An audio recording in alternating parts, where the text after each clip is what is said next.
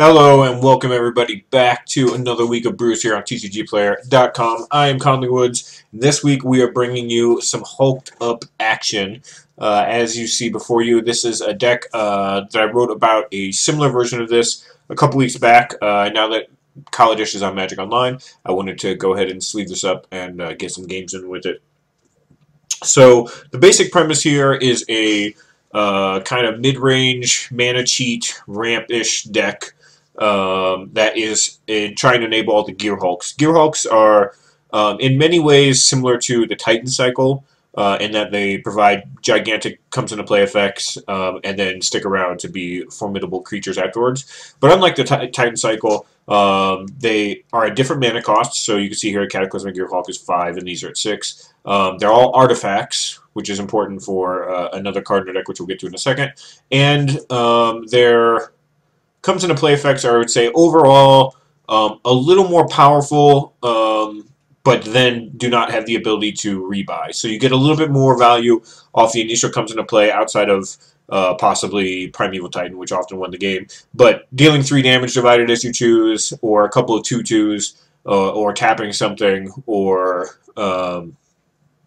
or returning a small permanent. All those are kind of minor effects, intended to be minor effects. Obviously more powerful minor effects, but they're intended to be reused because the Titans get to attack. The Gear Hulks only get their effect one time, so they're a little more powerful. This is Cataclysm, except for lands.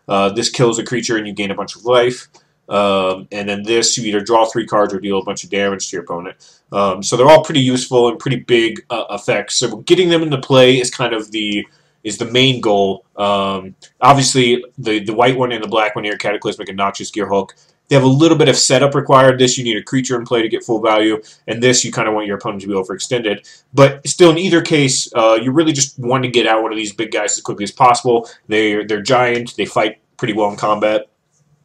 And they have a cool effect when they come into play. So you know, against certain decks, you might not want to play a Noxious Gear Hulk to an empty board or something like that. But he's still 5/4 menace, so it's not exactly the worst thing in the world. 4/5 vigilance and a 6/6 first strike. Still, all just like I said, formidable creatures. Great comes into play effects. So we're really trying to like utilize those 10 creatures with this particular deck. So the primary partner with those is Madcap Experiment here, which it's kind of the reason the deck is constructed as it is.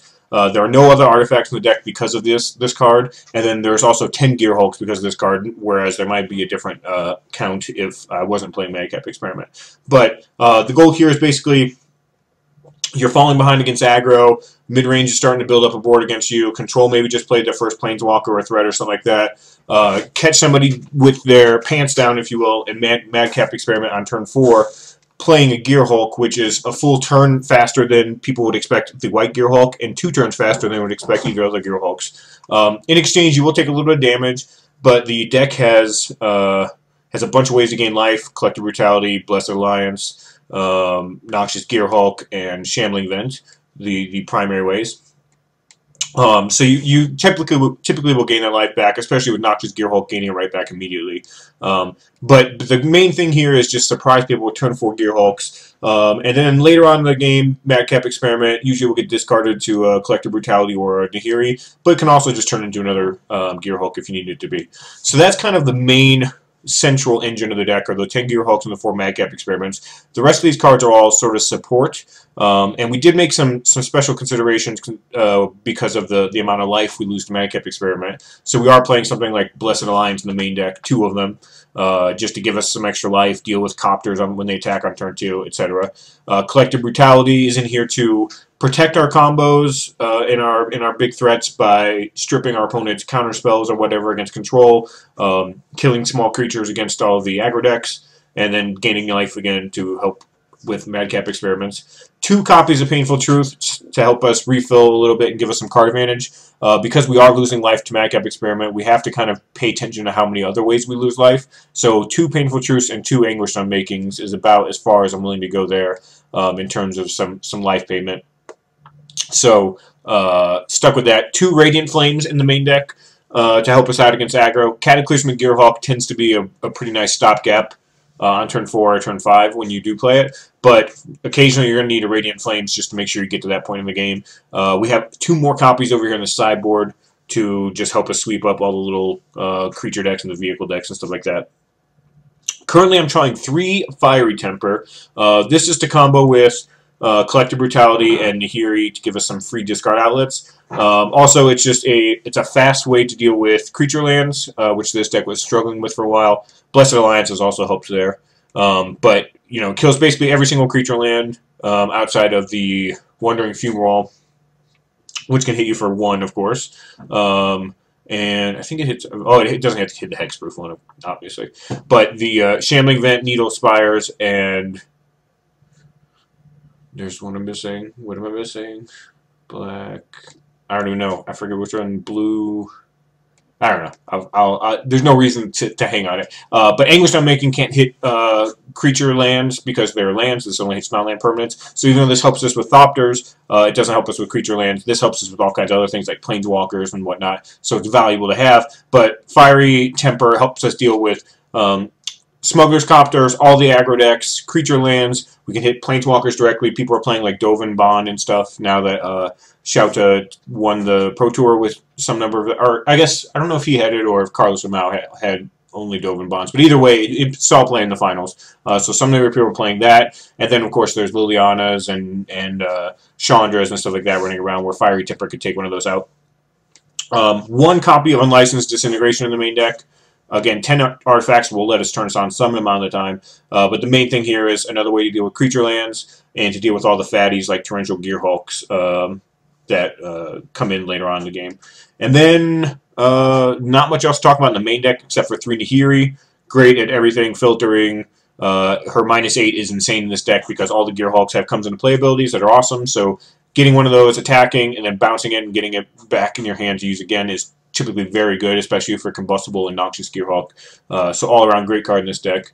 8 creature lands, playing 4 copies of Needle Spires and Shambling Vents.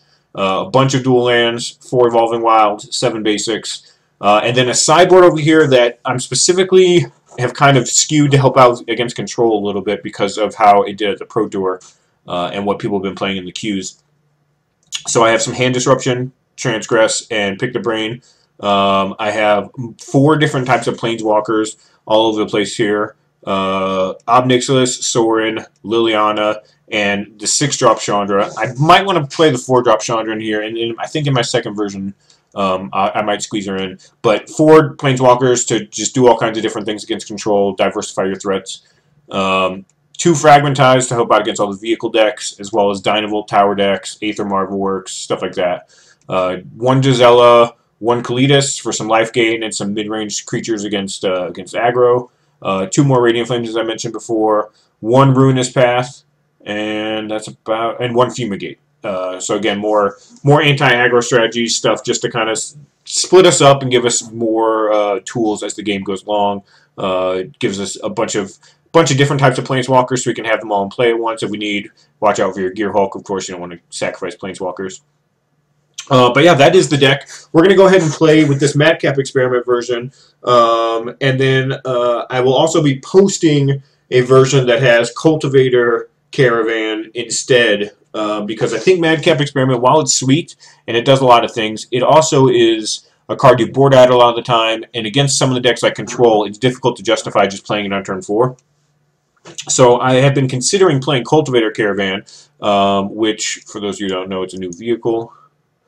Reset this. Boom, boom. It's a new vehicle, and its primary purpose would be to accelerate you from 3 to 5 to get you to Gearhulk mana, which is, or to Cataclysmic Gearhulk, so you can effectively Wrath on turn 4, just like Madcap Experiment allows you to do. But the advantage beyond that is that some amount of time when you cast one of your Gearhulks, you'll be able to activate this right away with Crew and attack like a Planeswalker or something, effectively giving your Gearhulk some amount of haste. so that you have a little more threats against planeswalkers and things of that nature. And then we could also cut, we're playing 27 lands right now, which is a lot. If we added, let's say, 3 or 4 of this card, we can cut probably 1 or 2 lands, freeing up a couple of spell slots, maybe getting a 4-drop Chandra in the deck, maybe getting another Painful Truce in the deck, something along those lines. So it would potentially open up our slots and give us a little more diversity, whereas Madcap Experiment is basically just more of the same in terms of these Gear Hulks over here. So I think that's a different direction to take the deck, and I'll post a list in the article of that version as well. But we're going to go ahead and just test out this Madcap Experiment version for now. So without further ado, we're going to go ahead and jump into the first round. I'm Conley Woods. This is the Hulked Up Mardu in Standard, and for TCGplayer.com, we'll be right back.